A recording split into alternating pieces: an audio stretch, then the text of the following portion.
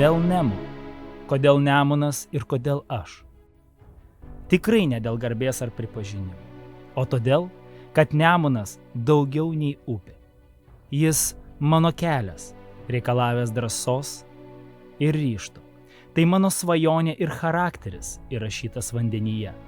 Nemo tai aš, tai mano tikėjimas, kad galima susidraugauti su srove ir atverti Nemuną kitiems. Nemo plaustas gimė mano miegamajame, ten, kur idėjos virto realybė, o svajonės veiksmais. Be jokios patirties laivyboje sukūriau tai, kas ne tik pakeitė Lietuvos vandens turizmą, bet ir įrodė, kad drąsa, vaizduotė ir atkaklumas kuria stebuklus.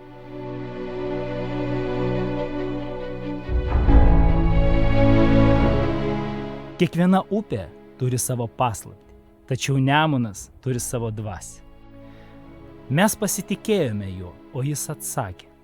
Tai buvo ne tik kelionė, tai tapo mūsų sąjunga su upe, kurioje gimė Nemo istorija. Stebėti žmonės, pamiršusius rūpesčius, matyti, kaip jų akys suspindi, o juokas suartina. Jie čia tikri, laisvi ir mylintys pasaulį. Tai didžiausias šios kelionės stebuklas. Nemo tai ne tik plaustas ar kelionė upe. Tai kelionė į save, kvietimas pažinti, juoktis, tylėti, dalintis tuo, kas tikra.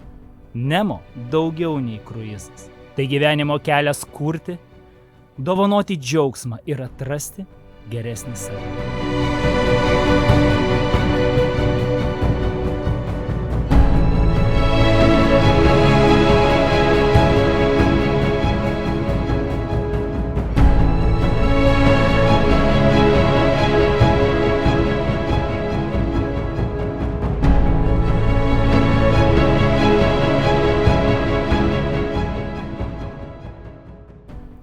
Šią vasarą Nemunas rašys naują istoriją. Nemo švęs 10-metį ir 5. kartą leisis į legendinį plaukimą per visą upę. Ateinančią vasarą Nemuno vandenys vėl suskambės istorijomis, kurias pasakoja tik ypatingiausi upės krantai ir žmonės. Nemo įgula jau ruošiasi didžiausiam nuotykiui – sujungti mūsų kelius ant plausto denio.